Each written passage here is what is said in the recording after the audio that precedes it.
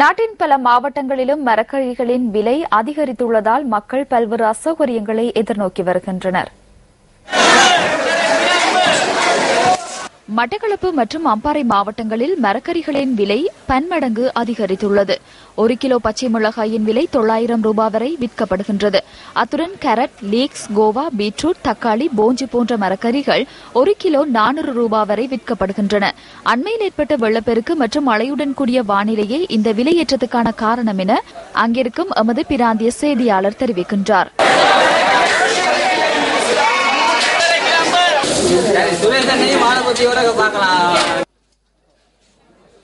கிளிநொச்சி மாவட்டத்திலும் மரக்கறிகளின் விலை வெகுவாக அதிகரித்துள்ளது. கடந்த காலங்களில் நிலவிய கடும் வறட்சியின் பின்னர் ஏற்பட்ட வெள்ளத்தினால் இந்த பாதிப்பு ஏற்பட்டுள்ளது.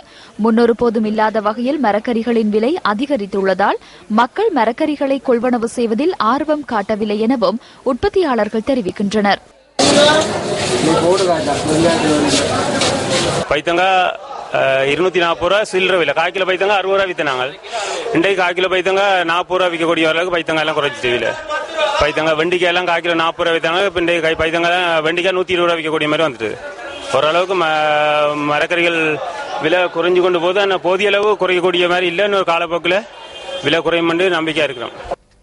பதுளை மடுல்சீம கொக்காகல பகுதியில் உள்ள வீடொன்றில் மறைத்து வைக்கப்பட்டிருந்த பொருளாதார அபிவிருத்தி அமைச்சுக்கு சொந்தமான கேப் வாகனம் ஒன்றை போலீசார் கைப்பற்றியுள்ளனர். இந்த சம்பவம் தொடர்பில் வீட்டின் உரிமையாளரும் கேப் வாகனத்தை குறித்த வீட்டுக்கு கொண்டு வந்தவரும் கைது செய்யப்பட்டுள்ளனர்.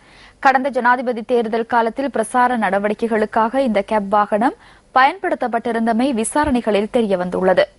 சந்தேக நபர்களை இன்று நீதிமன்றத்தில் ஆஜர்படுத்த உள்ளதாக போலீசார் குறிப்பிட்டுள்ளனர்.